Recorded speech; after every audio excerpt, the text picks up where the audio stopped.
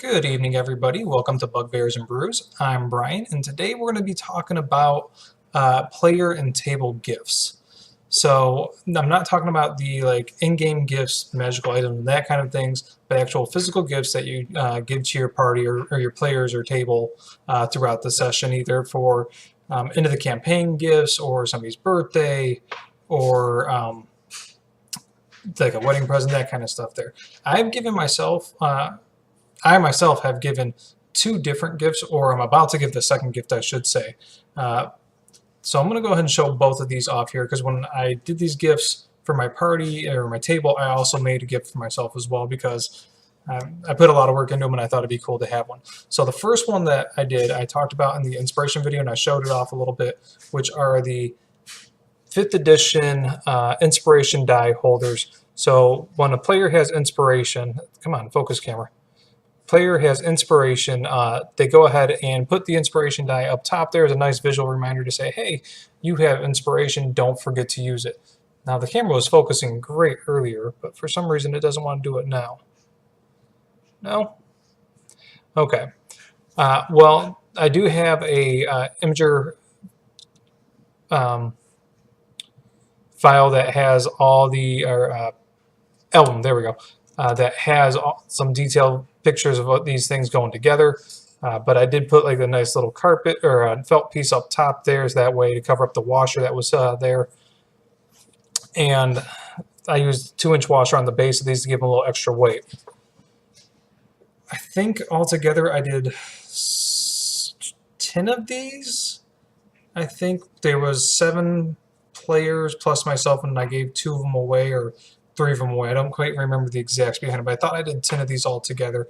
And for myself, I chose to keep the Phoenix, and then I let the players, what I did with it last time is I let the players roll off, and there's different monsters up top for each of them, and they got to choose, whoever rolled the highest got to choose first which monster they wanted. And those were pretty well received, and like I mentioned in the previous video, some players still use them today, some don't. I don't bring mine to the session, but I'm a DM, so I don't really do it. But or use inspiration, but I do keep it on my computer desk as a nice little, nerd emblem token, whatever you want to call it.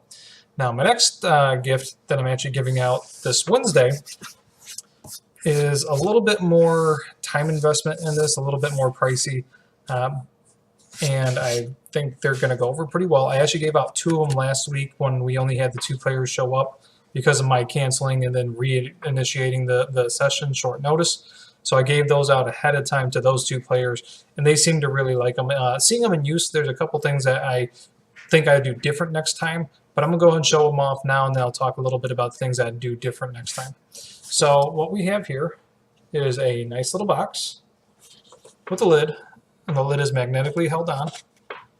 It's got a washer on one side to hold on to the magnet, and on the inside we have a compartment for rolling dice, compartment to hold playing cards or extra dice, and then a compartment for your miniatures or whatever else you want to use. My intention was to include a ribbon in here. That way for the cards you could easily pull it up like you would like with the batteries and that kind of stuff. If you have like a remote that or a toy that you can't quite get a battery out easily, they most time include a ribbon to assist with getting the batteries out. However, I forgot to do that when I presented them, so I thought it'd be kind of cheesy to present to give them with the ribbons intact to some players but not others. I don't think it's anything hard to install. All I have to do is just put a little glob of glue on there and then insert whatever color ribbon they wanted. For the interior, I have 2mm foam that I picked up from the craft shop. Just this little stuff. Here's an extra piece of it. And I didn't bother to stick it down, but it does have a sticky side on the back side, because originally I also wanted to go ahead and stain them and then or possibly do some wood burning and then do some staining on them as well. However, after thinking about how much time that would take, I already had about 40 hours into the 10 boxes that I made. 10 boxes, I'm keeping 1 for myself. I'm giving 2 to the guys that ran one of the other tables there for a while, and they were also my table previous years and good friends. And then a set, or 1 for each player at my table and 1 extra. I'm not sure what I'm doing with the extra 1 yet.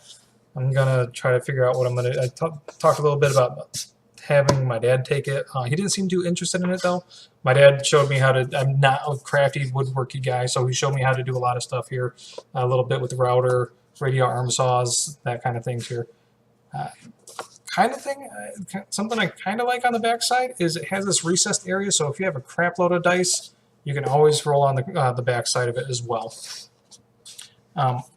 Mine, when I tried to get like a nice one put together for the end and say, hey, here's what it can look like.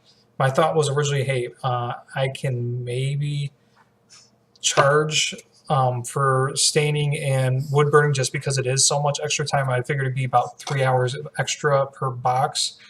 But I'm really glad I did it on mine first before I did anything else. The wood burning turned out great, and the staining on the lid, so here's mine. So I just did the nice little D&D 5th edition logo here. And the staining turned out really nice, but when I put it on the rest of the box, wherever there was wood glue ever touched it, the stain didn't pick up at all. So that's something I learned, and my box now looks crap.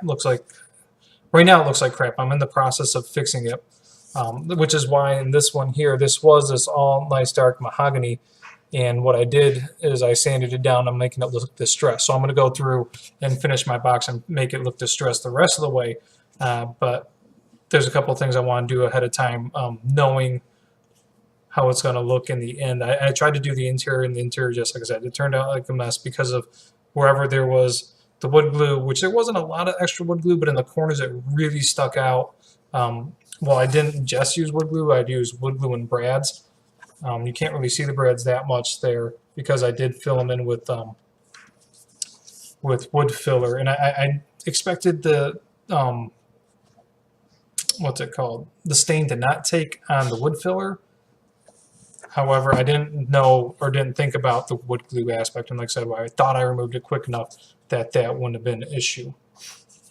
I'm still going to be willing to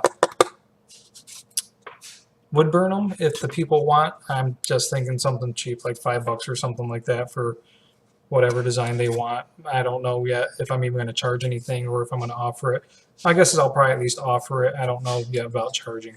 I think that's really cheap and chintzy to do. It's like, hey, here's this cool project, but if you want me to customize it, guess what? You're going to pay me a couple bucks for it. I don't know yet. It's really torn about it. It'd be nice to recover some of the cost for the boxes, because I am in them for a bit more than I expected. Nothing too much. I think altogether 60-ish, because I had some of the things laying around already, like the what is it, hemp, or not hemp, leather that we used for the handle. I thought that made it look a little bit more rustic. We had some spare kitchen handles and whatnot that I was planning on using, but after thinking about it and kind of placing the spare handle on my lid, it just didn't look right.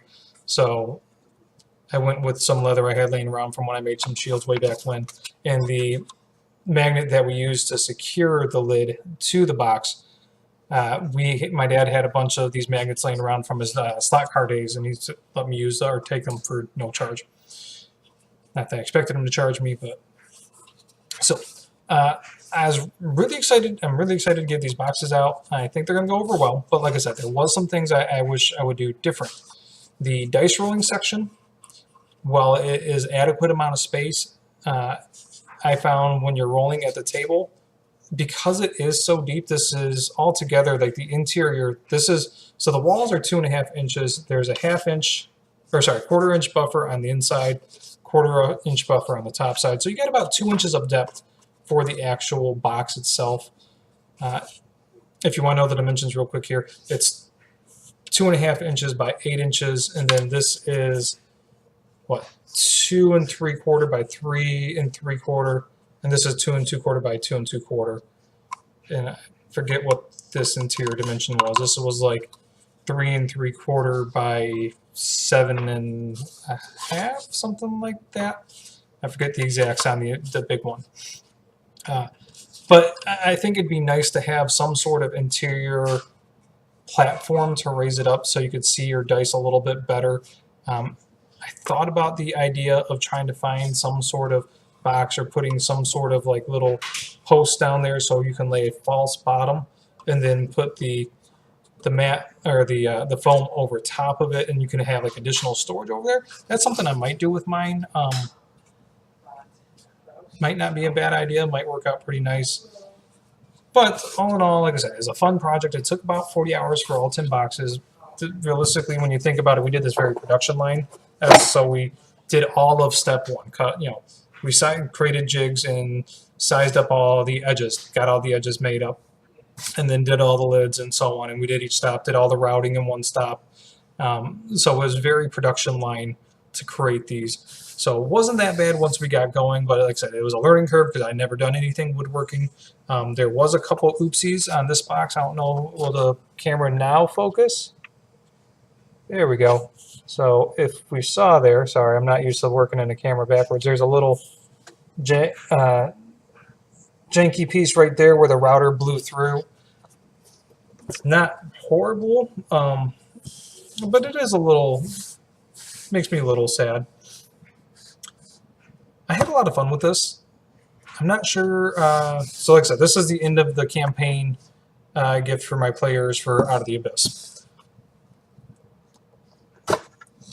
I'm really excited to give them. That's all. I mean, they're really cool. I mean, the guys that got theirs last week really dug them.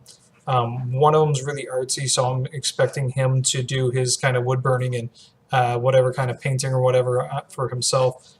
The other guy that got them, he was perfectly fine with his looking blank on top and on the sides and all that kind of stuff. I do have different interior padding for each of them. Or I should say there's 2 of each color. There we go. I had to think about it. 2 of each color with 5 different colors total. I have a couple extra pads. I had a white pad that I didn't put in there because I thought white would really easily get grimy over time. So yeah, I will also be posting a Imager album for everything that I did with this one as well. So when I get this uploaded, I'll try to make sure I have the links for the steps that we did. It's nothing really in detail, but it's just some cool pictures of like some of the rigs we made and how the boxes look throughout time, and how like we did the routing on the bottom here because we did recessed routing versus just a straight just joining it out there. I don't know what the technical term is. Like I said, I'm not a woodworker guy. But yeah, and then maybe one of the, when I get my box completed and all burned up and all fixed so it no longer looks like crap, I'll show you guys what it looks like as well if you're really interested. So let me know if you've ever created party gifts, physical gifts. I think would kind of be a cool topic to discuss with people. Or have you ever received one? Your thoughts on it. Have you ever thought about one but never followed up? What's the reason why you didn't? Those kinds of things. So look forward to hear what people say, and I'll let you guys know how these go over with my players besides the we'll call it the beta test group, the guys that got them a week early. Talk to you later. Bye.